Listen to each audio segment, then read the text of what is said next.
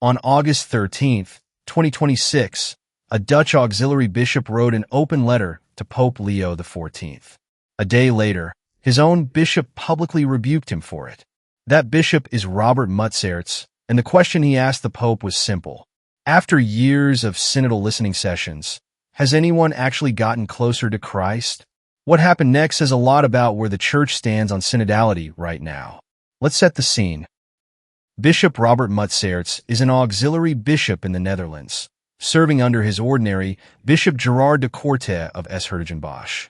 On August 13th, Mutsaerts published an open letter to Pope Leo XIV on his personal blog.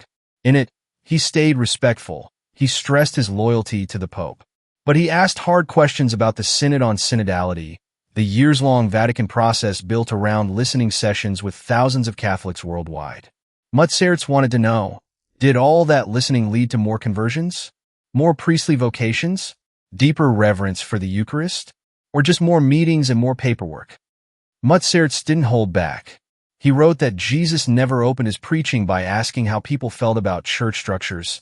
He opened with, repent and believe in the good news. He pointed to the saints, Peter, Paul, Francis, Dominic, Mother Teresa. All of them listened to people, sure. But listening was never the finish line for them. Conversion was. So, why did his own bishop have a problem with that? On August 14th, just one day later, Bishop de Korte told a Dutch Catholic newspaper that Mutsaerts should have sent a private note instead, not gone public. De Korte insisted the Dutch bishops were continuing to build what he called a synodal church, at the request of both Pope Francis and Pope Leo. But here's the twist. Canon law itself says otherwise. Canon 212 gives every Catholic, including auxiliary bishops, the right, sometimes even the duty, to share their views with the Pope on matters concerning the good of the Church.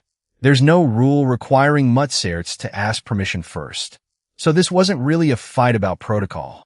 It was a fight about whether anyone is allowed to ask if synodality actually works.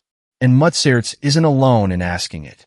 Just months earlier, a Vatican Synod study group had drawn criticism for citing testimony tied to a homosexual activist, suggesting sin isn't really about the act itself. And Cardinal Raymond Burke went even further in July, saying flatly that this whole synodality business needs to stop and face serious scrutiny. One auxiliary bishop's open letter, one public rebuke. It's really the same question the whole traditionalist wing of the Church keeps asking. Has all this listening brought anyone closer to Christ? At the end of the day, Bishop Mutsaerts asked the one question that matters more than any process or procedure. Has this made souls holier? Do you think synodality has borne real spiritual fruit? Or is Bishop Mutsaerts asking the question the Church needed asked? Tell me in the comments, and subscribe if you want to keep following where this goes.